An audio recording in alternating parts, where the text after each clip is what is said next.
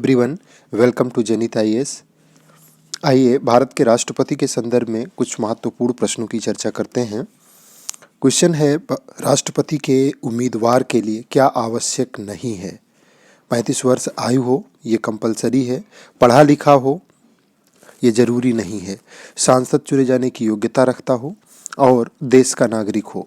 बिल्कुल सही है। 35 वर्ष आयु पूरी कर चुका हो। योग्यता, पढ़े लिखे होने की योग्यता का जिक्र संविधान में नहीं किया गया है राष्ट्रपति के संदर्भ में। आंसर आपका बी हो जाएगा। 35 वर्ष की आयु पूरी हो, लोकसभा का सांसद चुने जाने की योग्यता रखता हो और देश का नागरिक हो तो उस व्यक्ति को राष्ट्रपति चुना जा सकता है। नेक्स्ट है, राष्ट्रपति का कार्यकाल कितने वर्ष का होता है? 4, 5, 6 या निर्धारित नहीं किया है। तो राष्ट्रपति का कार्यकाल उसके पद ग्रहण से 5 वर्ष के लिए होता है। राष्ट्रपति का उसके इस पद पर निर्वाचन होता है और 5 वर्ष के लिए वो अपना पद धारण करता है। राष्ट्रपति 5 वर्ष तक अपने पद पर रहता है अपने निर्वाचन की तारीख से, संसद द्वारा निर्धारित तिथि से या अपने पद ग्रहण के दिन से या निर्वाचन आयोग द्वारा घोषित तिथि से। तो आंसर आपका होगा अपने पद ग्रहण के दिन से वो व्यक्ति जो है राष्ट्रपति पद पर 5 वर्ष तक रहता है अपने पद ग्रहण की तिथि से। नेक्स्ट क्वेश्चन है, भारत के राष्ट्रपति अपना त्यागपत्र किसको संबोधित करके देते हैं? भारत के राष्ट्रपति अपना त्यागपत्र उपराष्ट्रपति को संबोधित करके देते हैं। और एक इम्पॉर्टेंट बात और है कि उपराष्ट्रपति भी अपना त्यागपत्र राष्ट्रपति को संबोधित करके देता है। भारत के राष्ट्रपति को शपथ उच्चतम न्यायालय के मुख्य न्यायाधीश के द्वारा दिलाई जाती है, जबकि उपराष्ट्रपति को शपथ राष्ट्रपति के द्वारा दिलाई जाती है। इस प्रश्न का जो आंसर होगा वो उपराष्ट्रपति। नेक्स्ट क्वेश्चन है, भारत के राष्ट्रपति को उसके पद से हटाया जा सकता है? भारत के प्रधानमंत्री द्वारा, लोकसभा के द्वारा, संसद द्वारा, भारत के मुख्य न्यायाधीश के द्वारा। किसके द्वारा भारत के राष्ट्रपति को उसके पद से हटाया जा सकता है? तो संसद के द्वारा महाभियोग की प्रक्रिया का जिक्र किया गया है संविधान में। तो महाभियोग की प्रक्रिया के द्वारा उसे संसद सदस्यों के द्वारा उस पद से हटाया जा सकता है। नेक्स्ट क्वेश्चन है, यदि भारत के राष्ट्रपति का पद रिक्त हो जाए और उपराष्ट्रपति भी ना हो तब निम्न में से कौन कार्यवाहक राष्ट्रपति होगा? राज्यसभा का उपसभापति, भारत का महान्यायवादी, सर्वोच्च न्यायालय का मुख्य न्यायाधीश या लोकसभा का अध्यक्ष? तो आपका आंसर जो होगा वो सर्वोच्च न्यायालय का मुख्य न्यायाधीश। राष्ट्रपति और उपराष्ट्रपति दोनों की अनुपस्थिति में सर्वोच्च न्यायालय का मुख्य न्यायाधीश भारत का कार्यवाहक राष्ट्रपति होगा। आपके लिए प्रश्न है कि चेक करिए कि क्या अब तक किसी भारत के मुख्य न्यायाधीश को कार्यवाहक राष्ट्रपति के रूप में नियुक्त होने का मौका मिला है। कमेंट बॉक्स में अपना आंसर जरूर दें। बहुत इंपॉर्टेंट प्रश्न है, कई बार ये पूछा गया है। नेक्स्ट क्वेश्चन देखिए, भारतीय संविधान में समस्त कार्यपालिका शक्तियाँ किसमें निहित हैं? तो समस्त कार्यपालिका प्रधानमंत्री में, मंत्रिपरिषद में, संसद में, राष्ट्रपति में। समस्त कार्यपालिका शक्तियाँ राष्ट्रपति में निहित हैं और इसका उपभोग प्रधानमंत्री अपनी मंत्रिपरिषद की सहायता से करता है।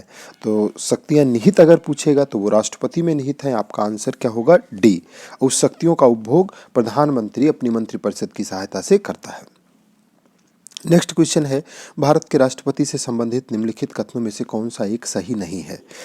वो संसद का एक संगठक या भाग है, वो दोनों सदनों की चर्चा में भाग लेता है, प्रत्येक वर्ष दोनों सदनों की संयुक्त बैठक को संबोधित करता है, वो किन्हीं परिस्थितियों में अध्यादेश लागू कर सकता है।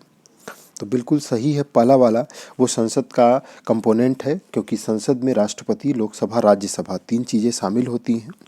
वो दोनों सदनों की चर्चा में भाग लेता है, ऐसा नहीं है। प्रत्येक वर्ष राष्ट्रपति संयुक्त बैठक को संबोधित करता है, जिसको राष्ट्रपति की उद्घोषणा के नाम से जाना जाता है, और किन्हीं परिस्थितियों में वो अध्यादेश को भी लागू कर सकता है, ये भी सही है। तो ऐसे में गलत वाला ऑप्शन हो जाएगा बी, वो संसद के सदनों की चर्चा में भाग नहीं लेता है। तो राष्ट्रपति का जो अभिभाषण है वो नई लोकसभा के समय में होता है, तीसरा पॉइंट, और प्रत्येक वर्ष वो दोनों सदनों की संयुक्त बैठक को संबोधित करता है, जिसे राष्ट्रपति के अभिभाषण के नाम से जाना जाता है। नेक्स्ट क्वेश्चन देखिए, लोकसभा और राज्यसभा की संयुक्त बैठक किसके द्वारा की जाती है? राष्ट्रपति के द्वारा, लोकसभा द्वारा, संसद द्वारा और राज्यसभा के सभापति द्वारा।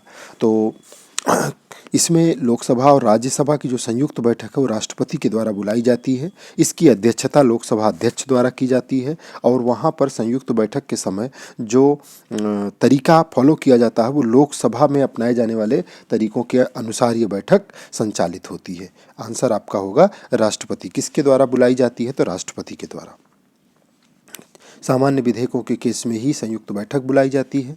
जब किसी विधेयक पर लेकर के 6 माह से ज़्यादा समय तक के लिए गतिरोध हो जाए तो उस केस में संयुक्त बैठक बुलाई जा सकती है। भारत के संविधान के किस अनुच्छेद के अंतर्गत राष्ट्रपति को अध्यादेश जारी करने की शक्ति दी गई है? आर्टिकल 360, आर्टिकल 356, आर्टिकल 200 और आर्टिकल 123। आर्टिकल 123 है जो अध्यादेश से संबंधित है। अगर संसद का कोई एक सत्र नहीं चल रहा है या दोनों सत्र नहीं हैं तो ऐसी स्थिति में राष्ट्रपति अध्यादेश जारी कर सकता है। अध्यादेश जो है वो कार्यपालिका के द्वारा विधायी शक्ति का प्रयोग है। कार्यपालिका जो है वो विधायिका का कार्य करने लगती है। संसदीय व्यवस्था में कार्यपालिका और विधायिका दोनों के बीच में आपसी सामंजस्य पाया जाता है। दोनों के बीच में शक्तियों का पृथक्करण नहीं है। विधायिका के जो सारे सदस्य हैं, विधायिका कार्यपालिका के सारे सदस्य जो हैं वो विधायिका के ही सदस्य होते हैं।